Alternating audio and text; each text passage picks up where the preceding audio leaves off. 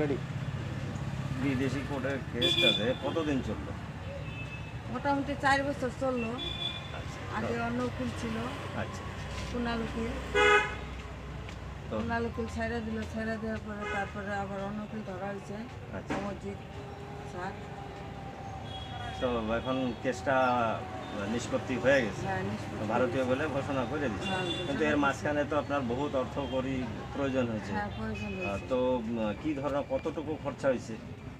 মোটামুটি 40-50 হাজার টাকা গেছে। আচ্ছা সব বেশি গেছে, যারা জুরেস নিয়ে ওগুলো নিয়ে বাড়তেন ওগুলো মানে কোটেই গেছে আমার এরকম 40-50 হাজার। আর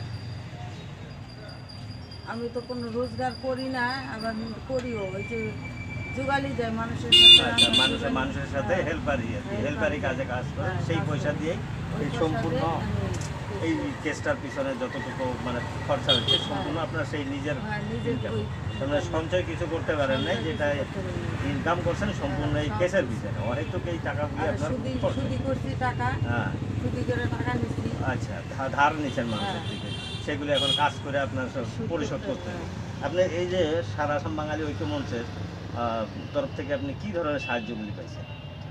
ভালো সাহায্য পাইছে। মানে কি ধরনের আইনি তারা তো আর পয়সা অর্থ করে না না, দিতে পারে অর্থ না। করে কিচ্ছু নেয় না, আমার আরো উল্টা সাহায্য করছে। আচ্ছা অনেক জায়গায় দৌড়াদৌড়িতেও গেছে আমার সাথে।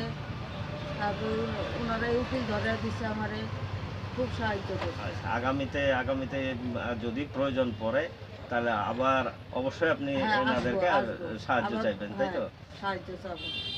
তো এই সংগঠন সম্পর্কে আপনার কিরকম ধারণা হইবে? কারণ আগে তো আপনি জানতেন না, একটা আর্জি না, দাখিল করছিলেন যে হ্যাঁ। আপনার সাহায্য লাগবে সাহায্য বলে। লাগে। আচ্ছা তথাপিতে আরও একটা কথা বলি যে এই যে আপনি যে মানে নির্দোষী মানুষটা যে এতদিন ভুক্তভোগী হইলেন, তো এই কেসটার উপরে কি আপনি চ্যালেঞ্জ করতে চান? ওটা ভবিষ্যতে দেখা যাবে। ভবিষ্যতে দেখা হ্যাঁ। যাবে। হয়তো করতেও পারি আমি চ্যালেঞ্জ। ঠিক আছে। আপনার আপনাকে সরাসরি ভারতীয় নাগরিকত্ব দেয় নাই। আপনাকে 1966 টু 71 স্ট্রিমে ফেলানো হয়েছে আপনাকে।